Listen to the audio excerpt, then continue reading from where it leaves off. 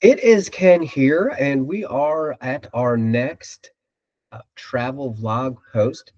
And we thought, although Christina is not with me here on this host, we thought it would be a good idea to talk a little bit about airline travel, air travel, as it's impossible over the last few weeks. It's really since kind of the beginning of the year. We've seen a kind of a list of airline incidents. Actually, the most severe one is the helicopter, the midair collision with the helicopter and the American Airlines flight as it was approaching landing in the DC area. Um,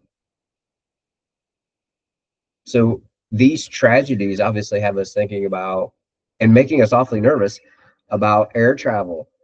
As you're well aware, we travel quite a bit, and we always get to our all-inclusive beach destinations by air. So I get to thinking about that a little bit and say, okay, well, what are the stats? I haven't looked at that in a long time. Say, okay, what are the statistics about that? And we thought it might be good to do just 5 things to keep in mind about air travel. And we're going to start the list off with the first item. Air travel is way safer than traveling by car. Okay, this is a fact. Uh, it's also difficult, right? You first of all, right? There's about 90% of all statistics are complete bogus, made up bullshit. All right, so you need to know and understand that anybody can say anything about whatever nowadays, and they're not even called out for it typically. But as it relates to air travel, like there are actual statistics, there are actual accident statistics on air travel and car travel, automobile travel. And so what does that look like? And then how do you compare that to, because just by sheer magnitude on any given day, there's much more car traveling than there is air traveling, just if you look at the United States, much less around the world. Okay. So how do you compare that? So one way to compare that seemed reasonable, right? To keep in mind, and remember, these are statistical facts, right? These are not made up nonsense. These are statistical facts. So keep this in mind, right? We're trying to calm the nerves a little bit too. You are 4,000 times more likely to die in an hour of automobile travel than in an hour of air travel. Okay. So in other words, by all hours traveled, right? All hours traveled seemed like a good way to compare that. So you are 4,000 times more likely to die in an hour of automobile travel than in an hour of air travel. Okay, so keep that in mind. Put a different way. So let's compare with the safety of air travel a different way. You have a greater chance of being struck by lightning than dying in an airline accident. You have a greater chance to be struck by lightning than you do to die in an airline incident. Okay. The chances of death in an airline, death by air travel, is about 1 in 100 million. The chances of being hit by lightning are right around 1 in 1 million. Okay. So, in other words, air travel is 100 times safer than your chances of being hit by lightning are. Okay. And if you look in the description there, I actually put the mathematical calculation. If you assume 330 million people in the US, about 300 people a year are hit by lightning. Okay. Um, and die from lightning strikes across the U.S. Actually, many of them don't even die. Many people survive lightning strikes, interestingly enough. But about 300 people are hit by lightning a year. 330 million people as the population, although it's probably more like 350 or 360 nowadays. We haven't had a census since 2020. So anyway, the chances of being hit by lightning when you do 300 divided by 330 million people annually is 1 in 1,100,000. Okay, so just some statistics there. Now, it is true that if there was a major catastrophe on an airplane, like in midair, for instance, a helicopter hits you midair, your chances of surviving that catastrophe or that incident is not great in an airplane. Like if there's a mechanical failure on an airplane, right? And let's say all the engines go out. Actually, airplanes are designed to have redundant engine systems. So if one engine goes out, it will actually uh, not cause the airline to crash. But let's just assume there was some gross mechanical issue and all the engines went out mid-flight and you're 30,000 feet up in the air. Okay, if we're being honest, like no one's surviving that.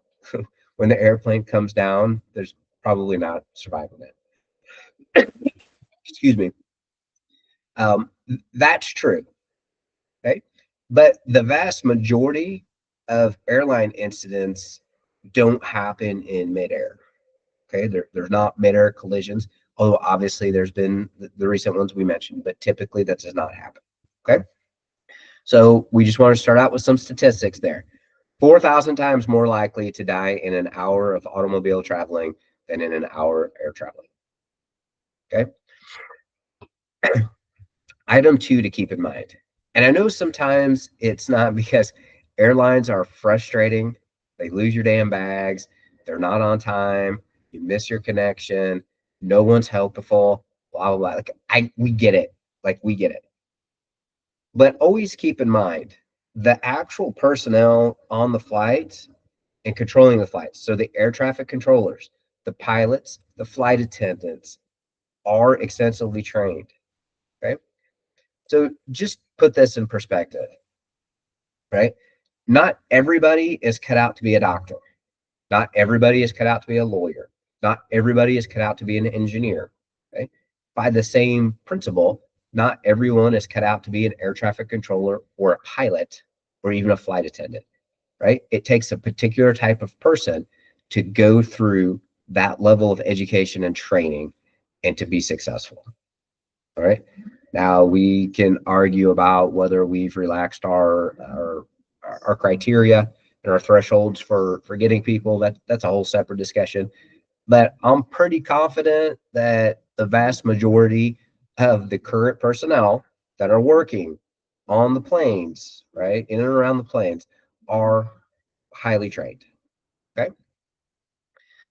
Uh, there could be a separate question about whether there's actually enough.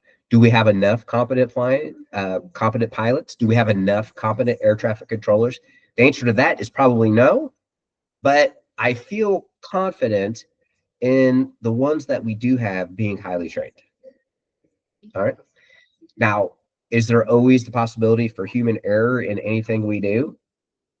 Like especially when a helicopter runs into a commercial airliner on approach, like that seems to be a lot of human error. Of course, like you can't get away from that. But I will say again that they are highly trained. All right. The other item, which some might say is too little, too late, or not soon enough, upgrades are in process. Upgrades are in process for the air traffic, specifically for the air traffic control system going to next generation. The next generation air traffic control system, I haven't researched it greatly, but I did research it enough to know that it's based on GPS locations and it's designed to be much more precise and much more efficient in route traveling and all of that to prevent, those near misses and close calls we've been hearing a lot about lately um, as it relates to the traffic coming in and out of the airports. Um, should that software have been in place earlier? Of course. Is the government a bureaucracy that's ridiculously corrupt? Of course. Is there a ridiculous amount of red tape that is involved in making a substantial national change like that? Without a doubt. Okay. But what I do know is common sense. Now, this doesn't always apply to the government either, but common sense tells you that these recent highly publicized incidents will be the scissor that cuts through the red tape would be the best way to put that. So let's hope that's the case, and we get those safety upgrades to the air traffic control system specifically in place. Um, Also, too, right? They're always trying to upgrade the safety and security of the aircrafts. right? Now you could say, well, Ken, what about all that Boeing aircrafts that they stopped manufacturing and all this? Yes, that's true. But the ones that are out there, the ones that are flying, do well are supposed to go through rigorous safety protocol and maintenance checks on a regular basis. So one can only assume that with all the recent incidents, that the maintenance schedule, the scrutiny on the safety checks will probably be emphasized at a much higher level if we were perhaps getting complacent with that. Okay. Here's the other thing I would say too is when you're flying, pay attention to that safety presentation on board the airplane. I smile at that because, like, I typically completely ignore it. I'm not saying this. I'll probably get the card that's in front of me, like, and look at it, and like I'll look around and make sure I know where the nearest exit is or whatever the case may be. But I typically don't really bother to pay attention to where the life vest is and where all that is. I'm probably gonna be a little more diligent with that. Just make sure I know. Okay, like if we need to grab something and get the hell off the plane. Like, what does that look like? Where is it? Okay. So I encourage you to be to be a little more diligent with knowing what's going on the airplane should there be some kind of issue. All right. And five, in the unlikely event of there actually being an issue, right? And I'm not talking about some kind of catastrophe that happens in midair that's way more uncommon these than some of these other incidents that we've heard about. Sorry, excuse me. Uh, to remain calm. All right, remain calm. So very recently, there was a engine that caught fire while an American Airlines plane was on the ground on the runway, and everybody made it off safely from the plane. Why did that happen? Well, I can only assume that one of the reasons that everybody made it off safely was because number one, the flight attendants and the flight crew were giving instructions, trying to make sure everyone remained calm, right? Remain calm. You're far more likely to be injured in panic as the result of panic than as the result of whatever the issue is on the plane. Like for instance, someone yells fire in a crowded theater and everybody starts stampeding to the exits, you're far more likely to be injured in the stampede than you would be to be burned by the fire. Interestingly enough. Okay, so it's the same principle here: is to remain as calm as possible, listen to the instructions, and get to safety. All right. Again, the most recent good example of that is when people were evacuated off the plane when the engine caught fire on the runway. All right. So again, just to recap, right, just 5 tips. Air traveling is way safer than traveling by vehicle. All right. Keep that in mind. Right. This is it's not even a question. It's a statistical fact. Right. Statistical fact. All right. Um, be confident in the fact that your flight crew and the people navigating the flight, like the air traffic controllers and all of that, are highly trained. Okay, highly trained, and that they typically know what they're doing. All right. Upgrades are in process. Okay. Now that may be too little, too late for some of the recent tragedies, but know that there are safety upgrades coming to the entire system, not even individual planes, but to the entire system, air traffic control system. Pay attention to on your specific individual flight. Pay attention to your aircraft. Where are your exits? How do you get off? Like in a worst case scenario, what am I doing? Where am I going? How am I getting there? Okay, just be aware of that and don't ignore it like many of us have been doing.